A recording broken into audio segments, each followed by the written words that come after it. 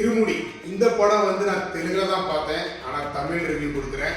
இந்த படம் வந்து ஜிவி பிரகாஷோட மியூசிக்ல வந்திருக்கு, நல்ல ஐயப்பன் பாட்டு வந்திருக்கு. ஆனால் அவரோட ஒரு பாட்டு இந்த படத்தை தூக்கி நிறுத்துது. அந்த ஒரு பாட்டு எப்போ வரும் எப்படி வரும்ன்றத வந்து நீங்கள் தேட்டரில் போய் பாருங்க. ஏன்னா அந்த சஸ்பென்ஸை உடைக்க நான் விரும்பலை. இந்த படம் வந்து ஒரு சஸ்பென்ஸ் ட்விஸ்டர் தான் சொல்லுவேன். சஸ்பென்ஸை வந்து நான் கண்டுபிடிச்சிட்டேன், வில்லன் யாரும் நான் கண்டுபிடிச்சேன், ஆனால் ட்விஸ்ட்டை கண்டுபிடிக்க முடியல. அதுதான் இந்த படத்தோட மிகப்பெரிய பலமே. அதுக்காண்டி இந்த படம் வந்து பேசப்படுதுன்னு நினைக்கிறேன். ரவி தேஜா அவர் வயசுக்கு தகுந்த ஒரு கேரக்டர் எடுத்து சூப்பராக நடிச்சிருக்காரு. அப்பா மகள் பாசம், பிள்ளைங்களுக்கு வந்து தைரியத்தை ஊட்டி வளர்த்துறதா இல்லை கொஞ்சம் ஃபியரை ஊட்டி வளர்த்துறதா அப்படின்ற ஒரு தத்துவத்தில் போகிற படத்தை பார்த்தா நமக்கு இது ரெண்டுல எதிராக ஊட்டி வளர்த்துறது அப்படின்ற ஒரு பயமே வந்துடுது.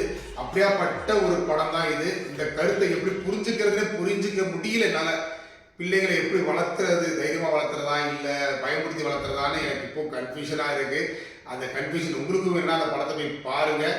ஒரு நல்ல மெசேஜ் வந்திருக்கு படத்தில். கண்டிப்பாக பார்க்க வேண்டிய படம் தான் இருமுடி. பாருங்கள். மீண்டும் சந்திப்போம்.